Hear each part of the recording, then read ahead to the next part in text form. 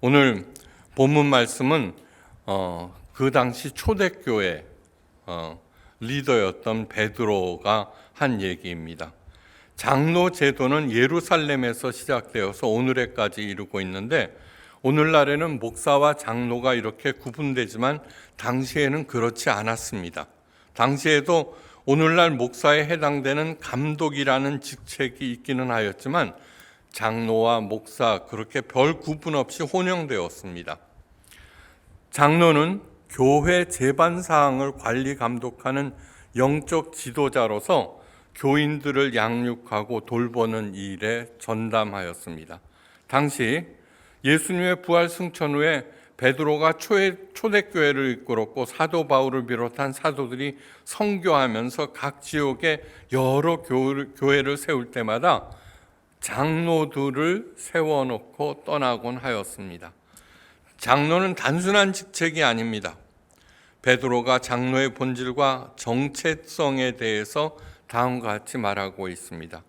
그리스도 고난의 증인이요 나타날 영광에 참여할 자다.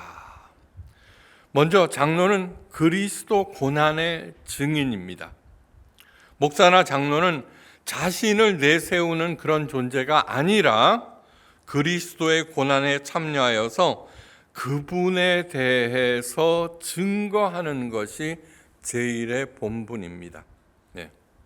44년 동안 목회를 하면서 가졌던 목사로서의 제 정체성은 무엇이냐 하면은 삼위일체 하나님을 읽어주는 사람입니다. 저는 저를 내세우고 제 생각을 얘기하는 것이 아니라 성경에 기록되어 있는 삼위일체 하나님을 여러분들에게 알려주는 그런 사람이 목사로서의 제 정체성이었습니다.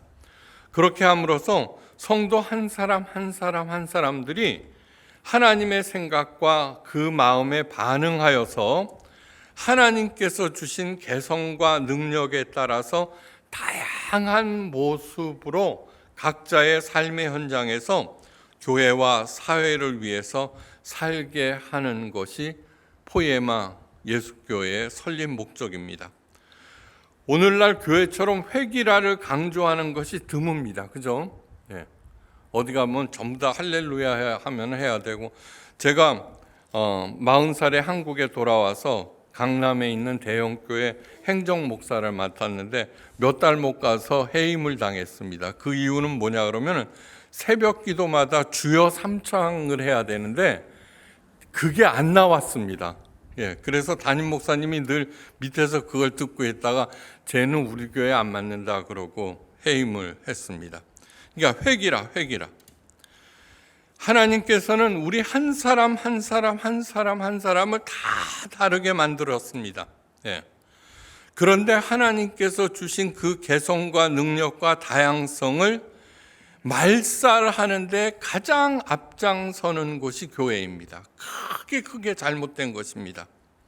20세기 예언자로 추앙받는 마르틴 부버가 한 말입니다. 인간으로서 해야 하는 가장 큰 일은 상대방의 가치를 알아보고 가장 그답게 살도록 도와주는 일이다. 제가 가장 많이 인용하고 강조하는 말입니다. 이것을 잘하기 위해서는 목사의 생각이나 주장을 내세우는 것이 아니라 예수 그리스도를 비롯한 삼위일체 하나님에 대해서 잘 알려주는 것입니다.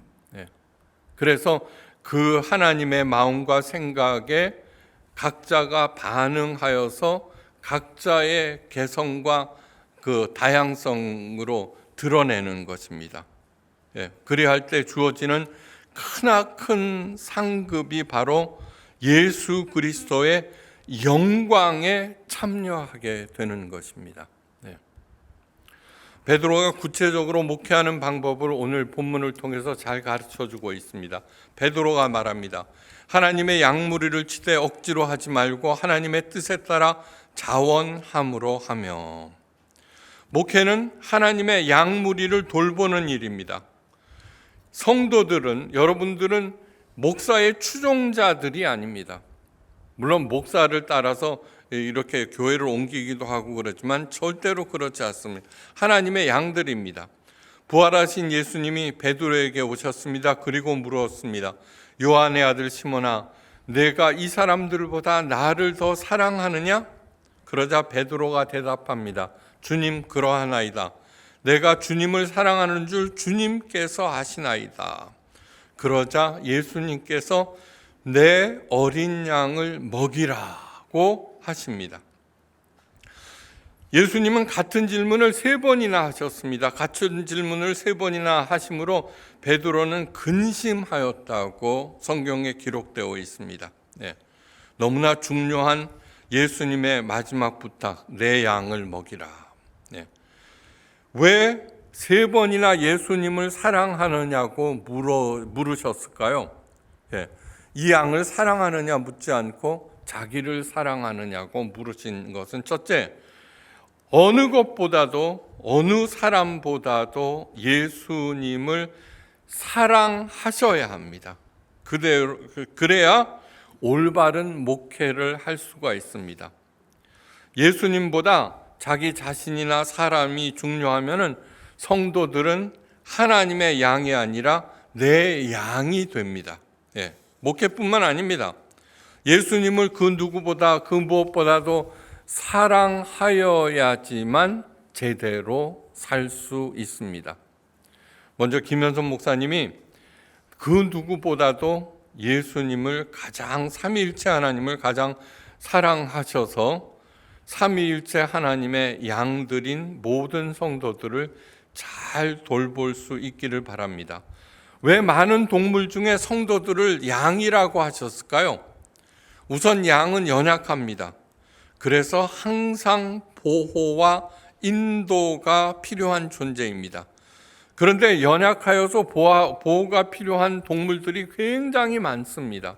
근데 왜 하필 양이라고 하였을까요? 양은 연약하면서도 고집이 세어서 통제가 필수적이라고 합니다. 여러분, 이렇게 텔레비전을 보면 다른 동물들은 그냥 이렇게 하는데 양들만 양몰이 개가 필요합니다. 통제가 필요하기 때문입니다. 예. 이사야서 53장 6절에 귀담아 들어야 할 말씀이 있습니다. 우리는 다 양 같아서 그릇 행하여 각기 제 길로 갔거늘. 네. 양은 각자 연약하면서도 어리석으면서도 각자 자기 고집대로 한다는 것입니다. 예.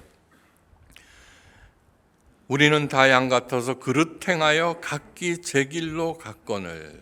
네. 여호와께서는 우리 모두의 죄악을 그에게 담당시키셨도다. 네. 이 말씀에는 아주 깊은 뜻이 있습니다. 하나님은 우리를 절대로 지옥에 보내지 않으십니다. 명심하시기 바랍니다. 네. 너 잘못해서 지옥에 가 그러지 않으십니다. 너 잘못했구나. 네 죄짐을 내 아들에게 대신 지라고 할 것이다. 그런데 우리가 아무리 잘못해도 그 죄와 과실을 예수님께 감당하라고 하셨습니다. 그래서 예수님의 십자가 공로를 믿고 자기의 죄를 진심으로 회개한다면 누구나 천국에 갑니다. 그것이 바로 사랑입니다. 우리도 부모로서 자식이 아무리 잘못되어도 지옥에 보내려고 하지는 않습니다. 그런데 그러한 하나님의 사랑에 대해서 그런 게 어디 있냐고 십자가 공로를 인정하지 아니하고 내 고집대로 행하고 자기 생각대로 무작정 제 길로 갑니다. 바로 그 끝이 지옥입니다. 예수님을 가장 사랑할 때 힘들고 어려워도 억지로가 아니라 자원함으로 맡기신 사명을 감당하게 됩니다. 기독교는 사랑의 종교라고 합니다. 사랑의 특징, 가장 큰 특징은 뭐냐 그러면 이 사랑만이 자기 자신을 뛰어넘기 때문입니다. 불교는 자비의 종교라 그러죠. 우리들은 흔히 사랑과 자비를 같은 거라고 생각하는데 아니요. 자비라고 하는 것은 내가 선한 일을 행한다입니다. 내가 주인공이 됩니다. 그런데 사랑은 주인공인 나를 뛰어넘게 됩니다. 사랑할 때만이 어떻게 돼요? 아주 그 깍쟁이 같은 누나, 시스테리 누나가 갑자기 너그러워졌습니다. 사랑하기 때문입니다. 사랑은 자기가 가장 소중히 여기는 것을 사랑하는 대상에게 줍니다. 그런데 그 대상이 그것을 거절하면 어떻게 돼요? 내가 상처를 받습니다. 내 사랑의 고백을 거부될 때 스스로 목숨을 끊는 일까지 있습니다. 사랑은 자기를 뛰어넘게 하는 유일한 것이기 때문에 기독교는 사랑의 종교입니다. 그러므로 예수님을 가장 사랑할 때 예수님의 양들을 내가 자원함으로, 기쁜 마음으로 돌볼 수 있게 됩니다. 두 번째, 사도 베드로가 말합니다. 더러운 이득을 위하여 하지 말고 기꺼이 하라. 이 말씀의 뜻은 목사는 돈 욕심을 내지 말아야 한다는 그런 단순한 것이 아닙니다. 이 말씀의 뜻을 올바로 알기 위해서는 저 멀리 가나안 정착 초기로 거슬러 올라가야 합니다. 출애굽 이후 이스라엘 백성들은 절대적인 하나님의 은혜와 도우심으로 젖과 꿀이 흐르는 가나안 땅을 정복하게 됩니다. 하나님께서는 레위 지파를 구별 따로 선택하신 다음에 나머지 11지파들에게는 젖과 꿀이 흐르는 그 땅들을 나누어 주셨습니다. 그리고 레위 지파에게는 중요한 사명을 맡기셨습니다. 하나님의 성전 관리와 백성들을 교육시키는 일이었습니다. 레위 지파들은 각 지파에 흩어져서 그 사람들을 하나님의 자녀로 잘 양육하여서 거룩한 하나님의 백성으로 만들고 거룩하신 하나님의 성전을 관리하였습니다. 그 대신에 각 지파들은 11조를 레위 사람들에게 내고 그 자금으로 성전을 관리하고 백성들을 가르치고 자기들의 생활비로 썼습니다. 이 유구한 전통이 신약 시대에 계승되고 장로들이 레위 지파의 일을 수행하게 되었습니다. 그러므로 교회는 목사의 사역과 생활에 어려움이 없도록 지원해 줄 책임이 있습니다. 이것이 목사직이 생계를 위한 직업이 되어서는 안 된다는 그러한 뜻입니다. 자기가 잘 가르치면 잘 가르친 그 정도에 따라서 내 생활도 넉넉해지고 윤택하게 됩니다. 그렇지 못한 경우 교회도 쇠퇴하게 되는 것이죠. 성경은 목회를 생계를 위한 직업으로 생각하는 사람들을 사꾼 목자라고 불렀습니다. 사꾼, 월급을 위해서 일하는 사람. 예수님께서 친히 말씀하십니다. 나는 선한 목자라. 선한 목자는 양을 위하여 목숨을 버리거니와 사꾼은 목자가 아니요 양도 제 양이 아니라 이리가 오는 것을 보면 버리고 달아나니 이리가 양을 물어가고 또 해치느니라. 요한복음 10장 11절에서 12절 말씀입니다. 오늘날 교회에서 이리가 양을 해치는 것이 아니라 외부의 공격에 의해서 해치는 것이 아니라 그 교회의 중심인 목사가 양을 해치는 경우가 허다합니다. 세상에서 돈 봉투를 받으면 큰일 나죠, 그죠? 10만 원 받았다가는 징계받고 해임까지 될 수 있습니다. 그런데 교회에서는 허다하기 짝이 없습니다. 그래서 우리 교회에서는 모든 봉투의 사절을 강조하고 있습니다. 우리 교회 제가 18년 목회하고 있는데 저는 한 번도 교회 법인카드를 써본 적이 없습니다. 진짜 없어요. 한 번도 쓴 적이 없습니다. 그리고 저하고 밥을 먹을 때 저는 얻어먹은 경우가 한 번도 없고 제가 냅니다. 그리고 목사 자녀들 학자금을 교회에서 지원하죠. 저는 학자금을 받은 적 한 번도 없습니다. 어떨 때는 돈이 없어갖고 그동안 지난 교회에서 받은 그 황금 열쇠 있죠. 그것을 팔아서 등록금으로 낸 적도 있습니다. 잘난 척 하는 중입니다. 그리고 우리 11월 달에 우리 아들이 결혼을 합니다. 예. 그런데 그 사돈 댁이 누구냐고 하면은 저 김포에서 큰 교회를 하는 목사님입니다. 네. 둘이 연애를 했는데, 네. 그런데 어떻게 하기로 했냐 그러면 그 목사님도 저하고 비슷하게 생겨서 성서학당 저의 왕팬이라고 합니다. 네. 그런데 어떻게 둘이서 약속하기를 그냥 우리 가족 모임으로 결혼하자. 예, 그래서 아버지한테 얘기했더니 오케이, 저도 오케이. 예, 뜻이 맞아서 너무너무 고맙게 생각합니다. 저는 왜 그러느냐 그러면 목사의 너무 길어져서 죄송해요. 예, 그 목사님도 저도 교인들에게 피해를 줘서는 안 된다. 이렇게 했기 때문에 조촐하게 가족 모임으로 하게 했고 그 대신에 그냥 넘어가면 섭섭하잖아요. 추수감사절 기간 중에 이제 결혼을 하는데 제가 추수감사절 잔치를 제가 여러분들을 대접하는 걸로 하기로 했습니다. 잘했죠? 네. 자랑하는 김에 계속해야지. 저희 어머니 아버지 장례식 그 지난번 교회에서 있었는데 그때 나온 조의금을 다 모아서 장학금으로 내놓았습니다. 목사는 더러운 이득을 취해서는 절대로 안 됩니다. 예.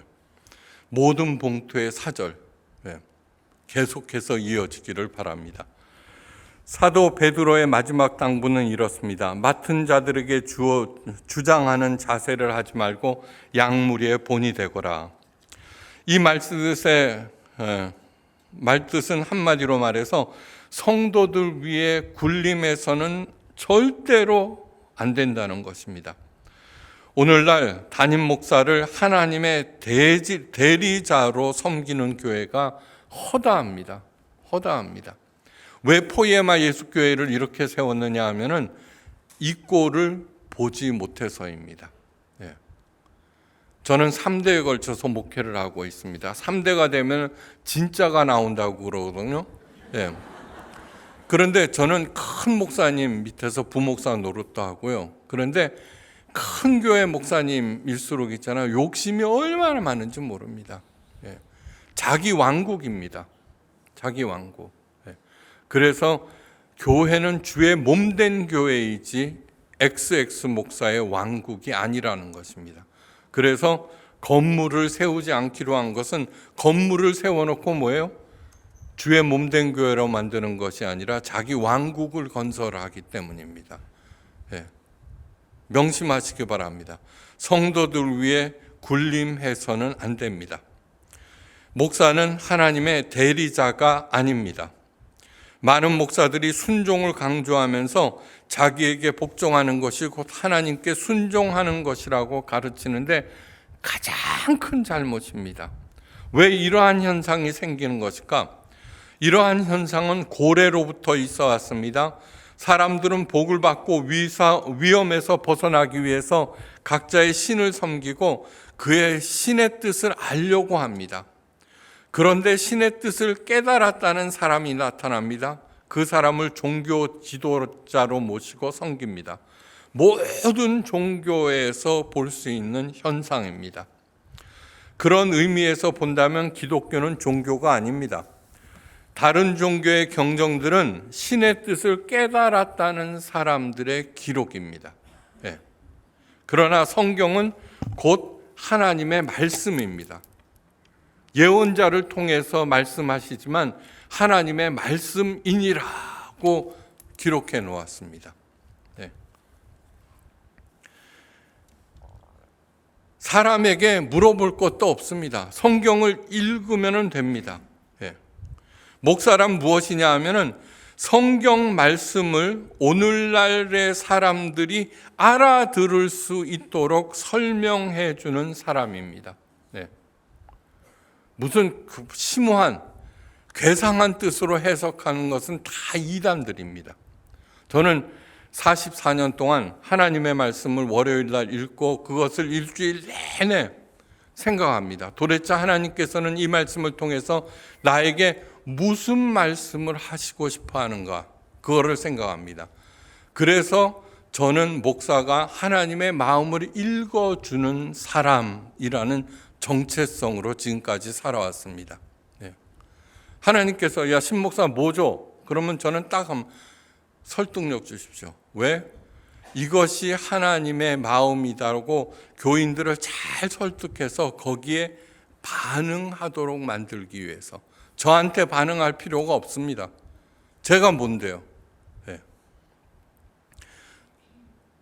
굉장히 중요한 것입니다.